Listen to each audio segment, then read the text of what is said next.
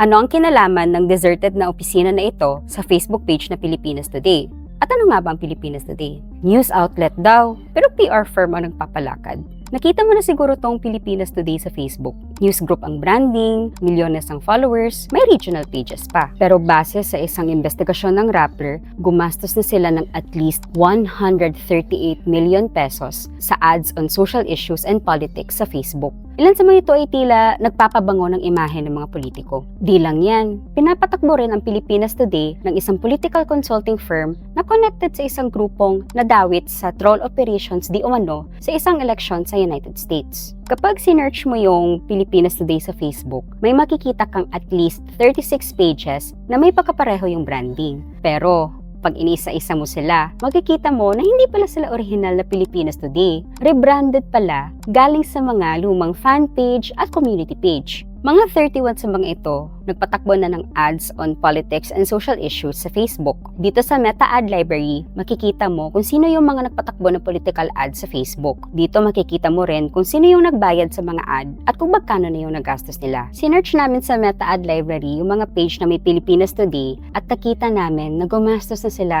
ng at least 138 million pesos from August 2020 to April 2026. Yung main page pa lang, gumastos ng halos 38 million pesos. Sobra pa sa ginastos ni Camille Villar na siyang top ad spender sa mga kandidato ng 2025 elections. Daming pera, no? In-analyze namin yung mga ads ng main page ng Pilipinas Today at marami dito nag-feature ng mga politiko, gaya ni na Martin Romualdez, Francis Tolentino at Abby Binay. Ang dalawa sa pinakamahal na ads, nag-feature ng kampanya ni na Tolentino at Binay noong 2025 elections. Ang presyo, 175,000 pesos each. Sabi ni Ron Habal, CEO ng PR agency na Page One Group, highly unusual daw for a news group ang nagastos ng Pilipinas Today for Facebook ads. Equivalent na daw ito sa ginagastos for a political campaign. So sino nga ba ang nagbayad ng ads ng Pilipinas Today? Most of them binayaran ng isang WFPH or according to their email, WannaFactPH. Ang Facebook page ng WannaFactPH at ang mga Facebook page ng Pilipinas Today are managed by a single group, Sartin IT Solutions. Sabi sa website nila na unavailable na ngayon, Sartin is a political consulting firm na nagsaservice for politics and elections. They're also made by a certain Brealex technology. Sabi rin sa isang profile para sa Sartin CEO na si Rena Sardeonida, nagbigay serbisyo na raw ang Sartin para sa mga kandidato ng mga nagdaang eleksyon. Sinubukan namin kunin ang panig ng Pilipinas Today at Sartin via email, calls at Facebook messages. Pinuntahan din namin ang office ng Pilipinas Today sa Makati, pero hindi sila sumagot at tila wala nang nagre-report sa office nila.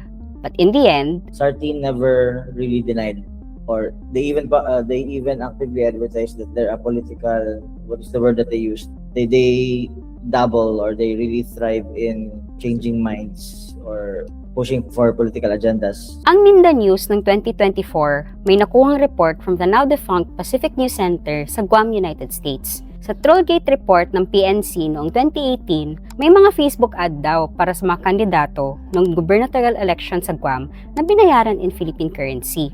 Ang mga ads na to were run by pages na nagpo-post from the Philippines at ang mga page na to may links to Brealex sa profiles nila.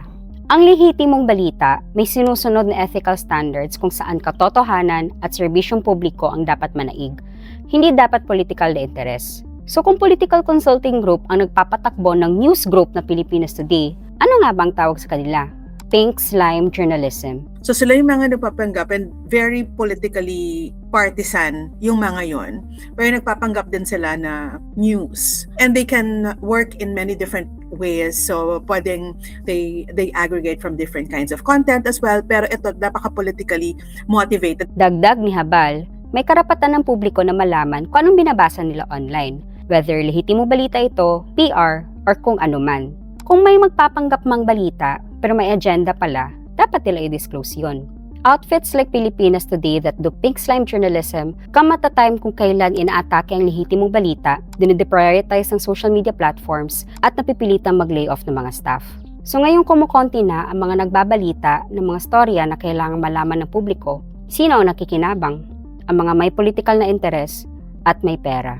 What Pilipinas Today and its brethren, I will call it that entire network has done, was build on the platform na nagawa, a platform that works, by the way, and then takes it, expands it, no, exponentially to reach anybody, to serve anybody, according to basta pera lang ang pinag-uusapan dyan. Para sa karagdagang detalye, basahin ang 2-part investigative series ng Rappler.